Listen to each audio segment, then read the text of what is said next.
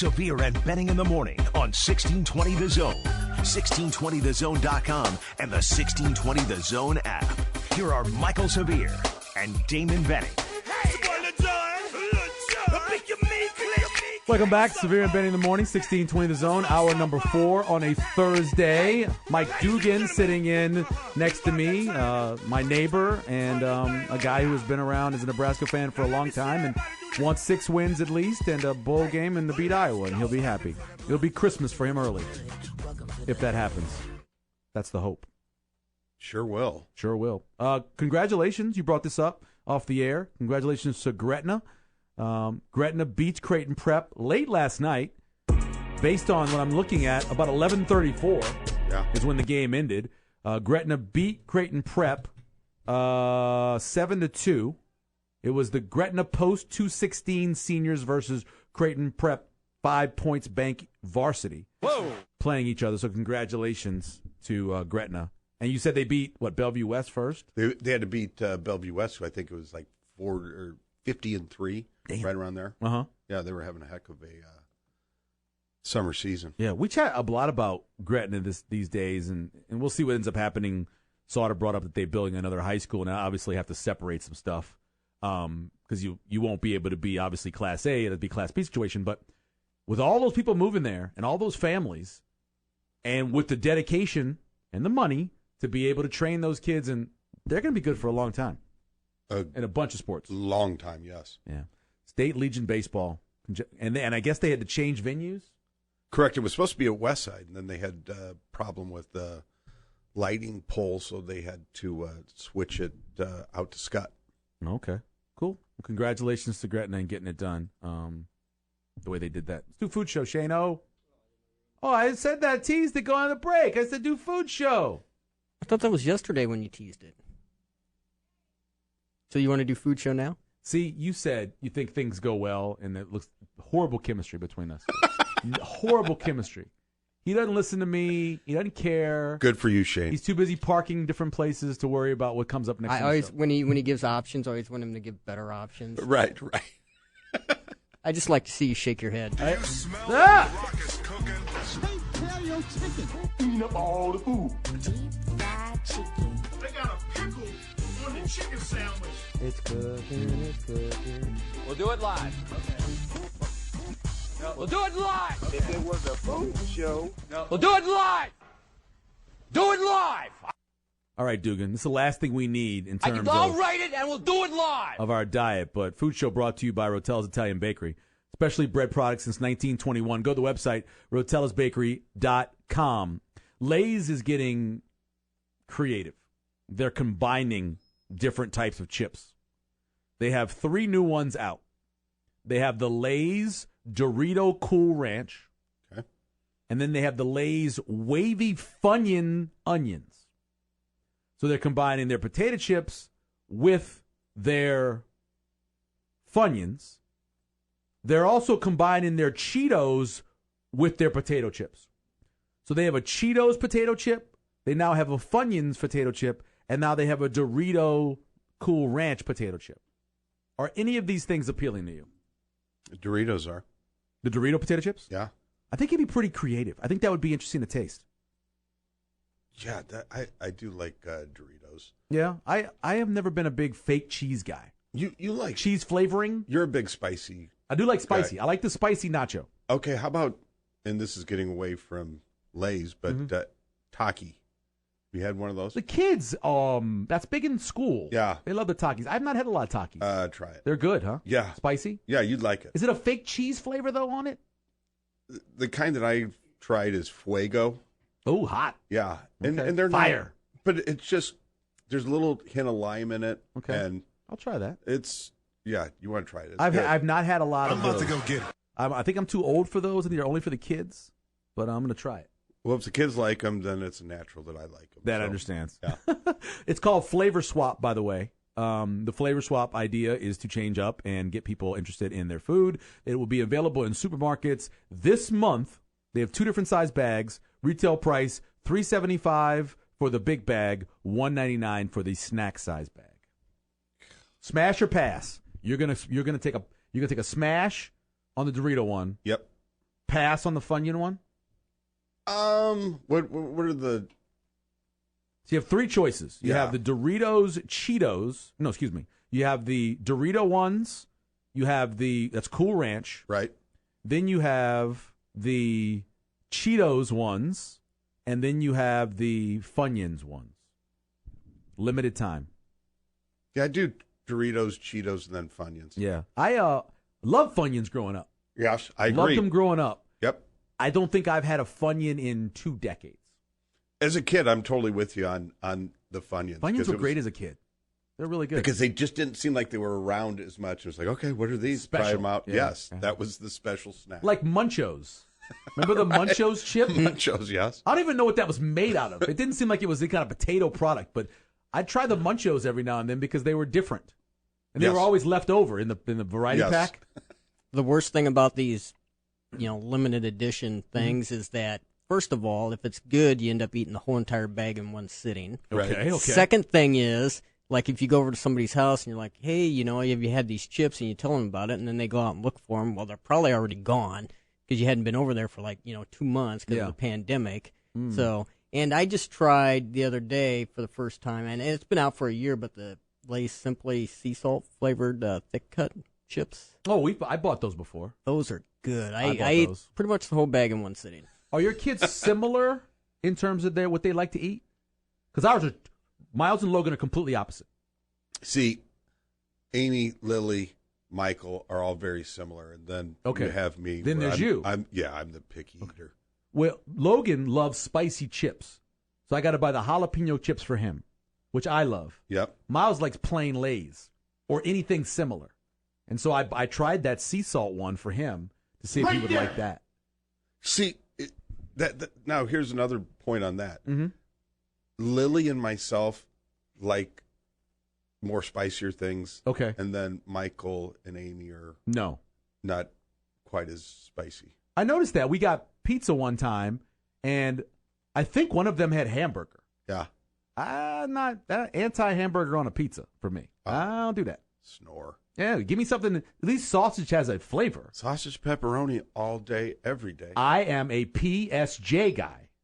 So pepperoni, sausage, jalapeno. Oh. Yes. That's my and I always say hot, you got a hot box the thing. Yep. So you take or hot shot it, you take the juice from the jalapeno and you put that over the sauce. yes. Then you cheese, then you top more jalapenos on top. Do you ever do any of the potato chips that taste like pizza or like hamburgers?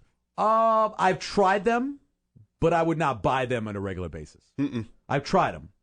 I do like the taco pizza from Casey's, however. That's something where That's fantastic. It's a great pizza.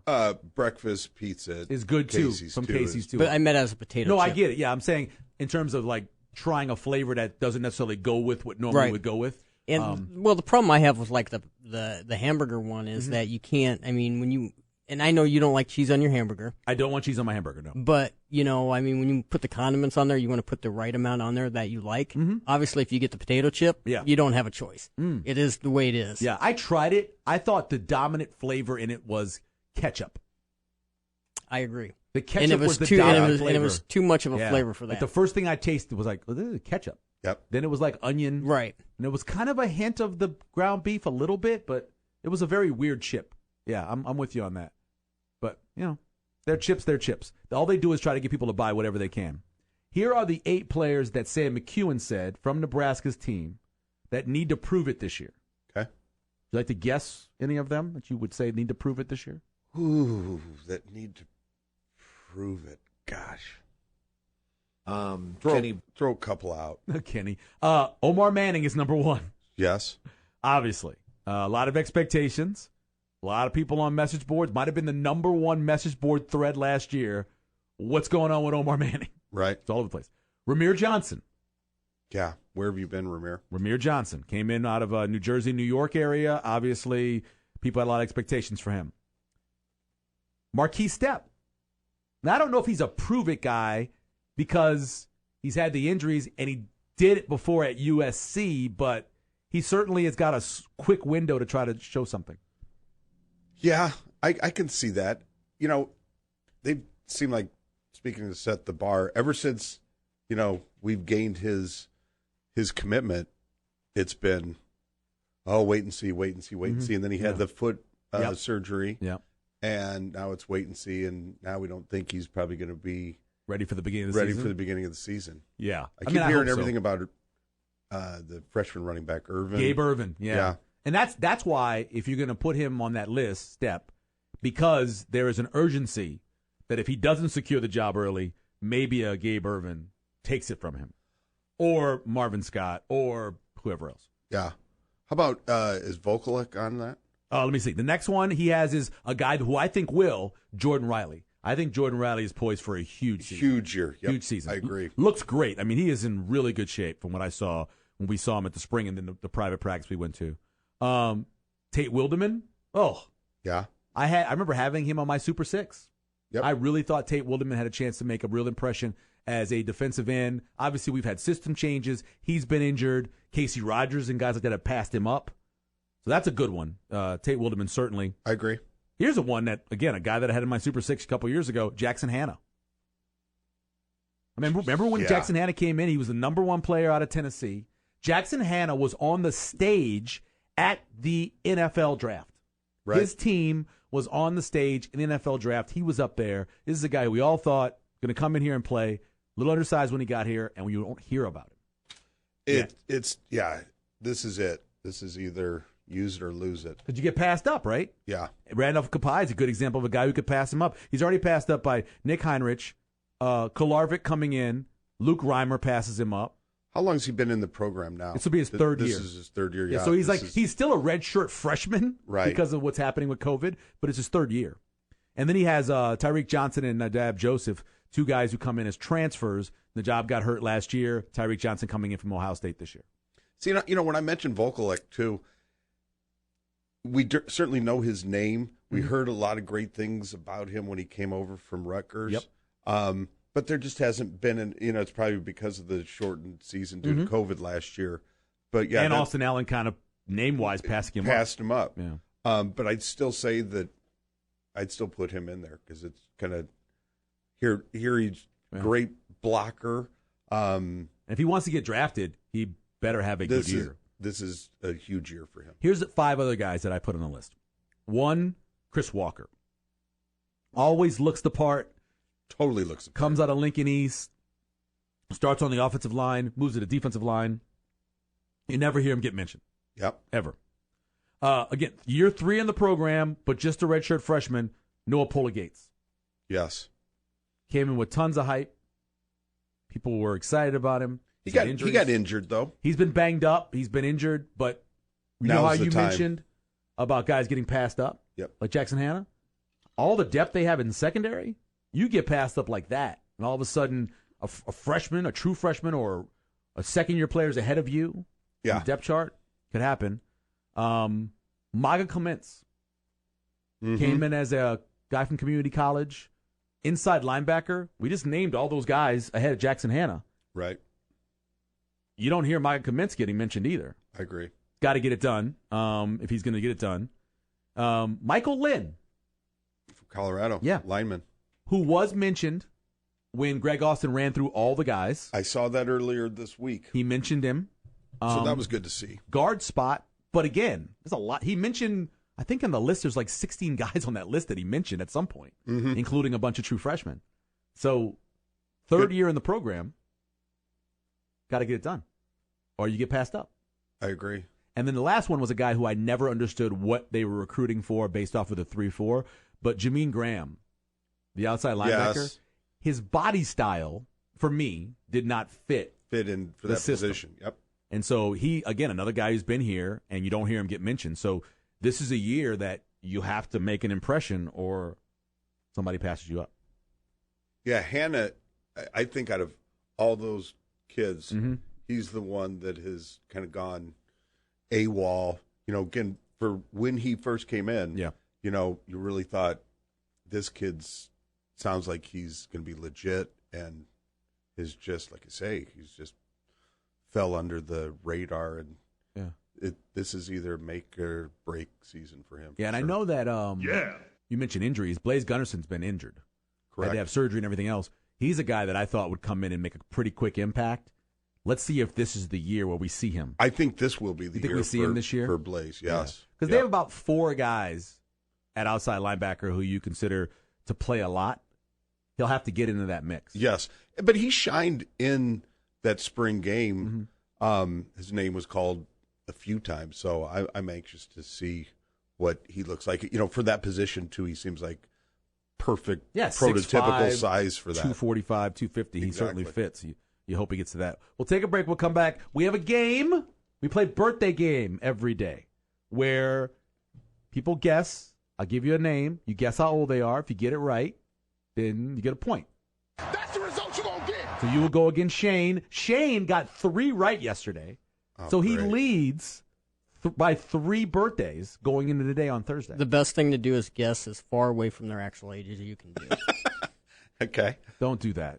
Guess the day, So the if you actual think age. it's like 78, go like 71 or something like that. No, guess the age you think it is. Okay. Don't be cheating, Shane. Okay. We'll do that. Plus, we also want to talk to Brandon Vogel coming up, and we'll get some bets for you from Brian Edwards, all coming up here on Severe and Benny in the Morning.